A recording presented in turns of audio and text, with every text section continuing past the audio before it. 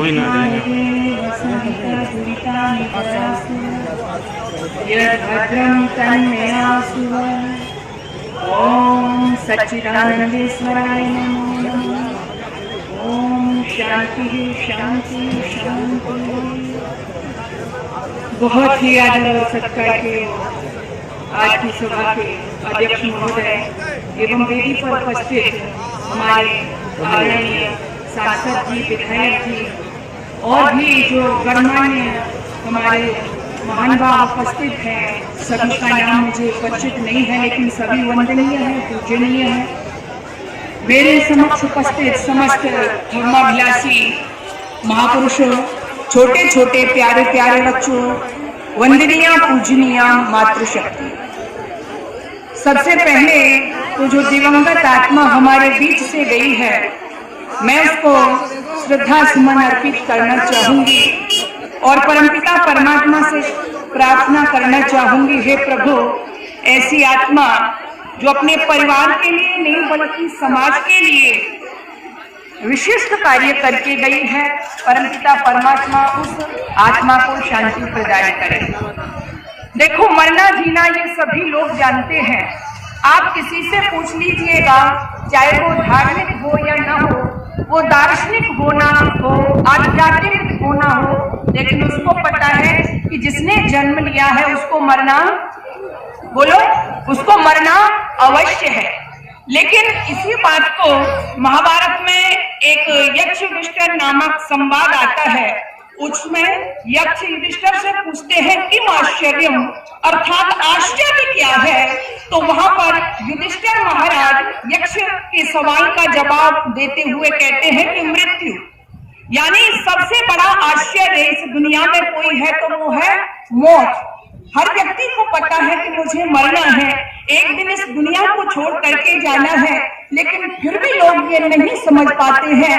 आज तक ये आश्चर्य, ये रहस्य बना हुआ है कि मृत्यु उनके सामने है, कोई समय भी उसका फिक्स नहीं है।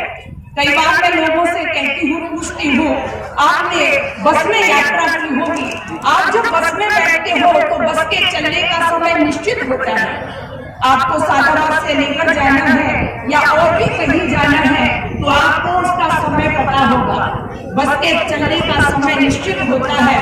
आपसे बहुत से लोग ऐसे भी होंगे जिन्होंने हवाई जहाज की यात्रा भी की होगी। आपको पता है हवाई जहाज के उड़ने का समय भी बोलो निश्चित होता है।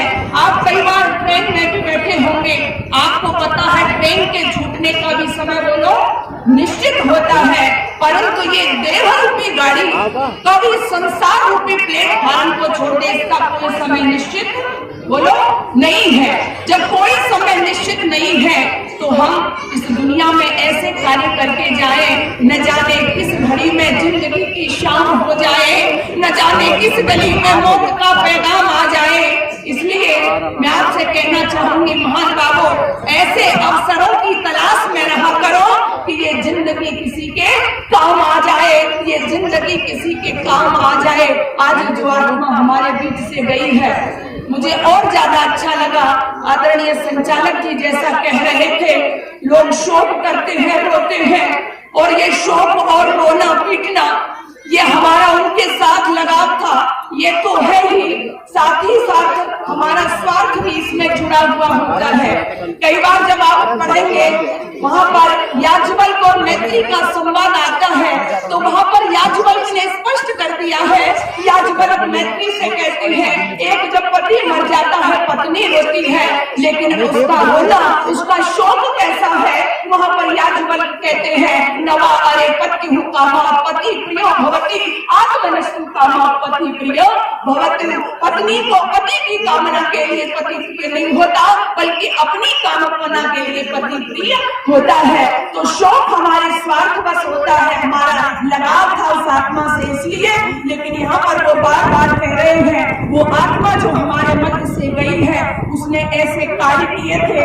आज जितना मैं उनके बारे में अभी मुझे पता चला है, मेरे पिताजी उनसे जुड़े हुए थे, जानते थे, लेकिन मुझे जो बताया गया है, वास्तव में ऐसे लोग आज ये हमारे बीच से इनका शरीर चला गया है। लेकिन कई बार श्लोक गीता का बोला जा रहा है, मैं दोबारा उसको रिपीट नहीं करूंगी।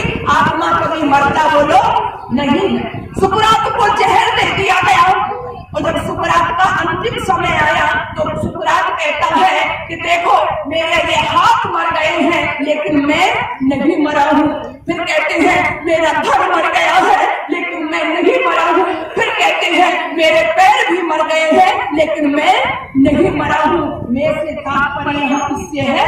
आत्मा से है, अर्थात आत्मा कभी मरता नहीं है। इसलिए मुझे वो दो लाइनें याद आ रही है, हमारा जीवन कैसा होना चाहिए।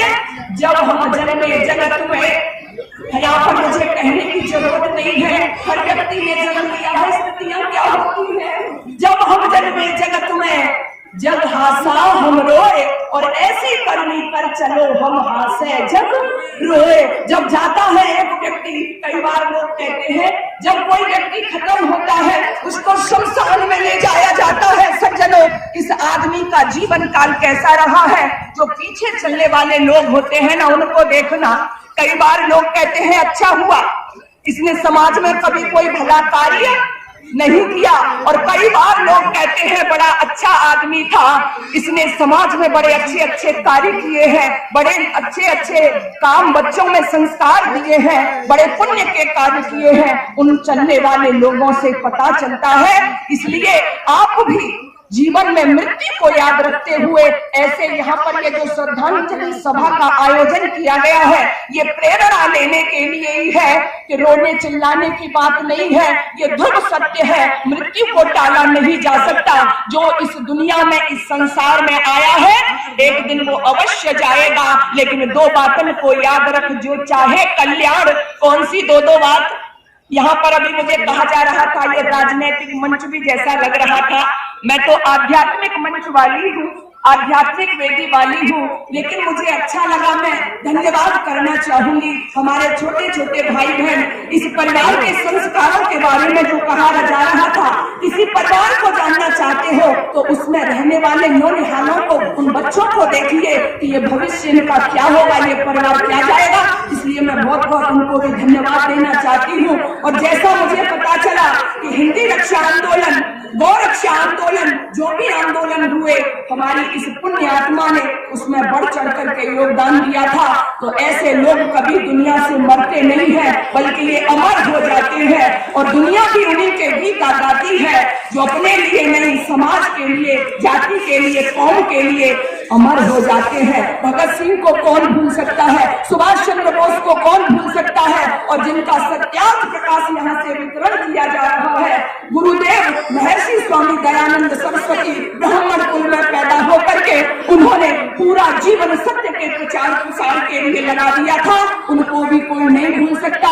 ये आज भी लोग हमारे सामने अमर हैं। ये शरीर इनका नहीं है। गौतम, कपिल, कणाद, पतंजलि, जैमिनी, व्यास, अपाला, घोषा, मैत्री, गार्गी, इनके शरीर नहीं है, लेकिन आज भी ये हमारे बीच में हमको प्रेरणाएं दे रहे हैं। इसलिए आओ, मैं आपसे यही कहना चाहूंगी, आज इस परिवार को, वैसे ये समझदार परिवार है, पढ़े लिखे लोग हैं, संस्कारित परिवार है, लेकिन फिर भी जैसा कि कहा जा रहा था, इस दुनिया का नियम है परिवर्तनशील संसार न जाते सजा को ये न जाते वंश सगुणतम। इस परिवर्तनशील संसार में कौन नहीं मरता है, कौन नहीं जन्म लेता है, लेकिन जन्म लेना उसी का सार्थक है जो अपने परिवार का, अपनी समाज का, अपनी कौम का नाम आगे रखे, उसको गौरव दिलाए। गीत तो गाते हैं, हम याद तो करते हैं पूर्वजों को, लेकिन ये हो गया कि राम और कृष्ण जी के देश में तो रहते हैं, किंतु हम प्रीत की ही रीत भूल बैठे हैं। जिन्हें अपना के हम बने थे जगत गुरु, ऐसे पद छंद और गीत भूल बैठे हैं। पश्चिमी सभ्यता में ऐसे रंगे भारतीय आचरण अपना पुनीत भूल बैठे हैं। कैसे हो उजाला, अंधकार है तुम्हारी देन, क्योंकि हम अपना अतीत भूल बैठे हैं, क्योंकि हम अपना अतीत भूल बैठे हैं। इसलिए हमारा अतीत था अपने बुजुर्गों की सेवा करना, सम्मान करना, उनके द्वारा जो कार्य किए जाते हैं उनको आगे बढ़ाना। वही सही रूप में पुत्र होता है, अपने पिता के किए कार्यों को आगे बढ़ाए। तो ऐसा ये परिवार अवश्य ही करेगा। उन्हें एक बार मैं संचालक जी का, यहाँ के जो परिवार जन है सभी का धन्यवाद करना चाहूंगी। आध्यात्मिक मंच पर कई बार रही, लेकिन यह राजनीतिक माहौल भी मुझे लगा, मैं पुनः आप सभी का बहुत बहुत धन्यवाद करना चाहूंगी और परमपिता परमात्मा से प्रार्थना करना चाहूंगी इस परिवार को शक्ति और भक्ति प्रदान करे, ताकि वो अपने पिता के, अपने अग्रज जो महापुरुष थे, उनके कार्यों को पूरा कर सकें। उन्हें आप सभी का बेटी पर्व के सभी गणमान्य विद्वजनों का मैं बहुत बहुत धन्यवाद करना चाहूंगी। ओम शांति।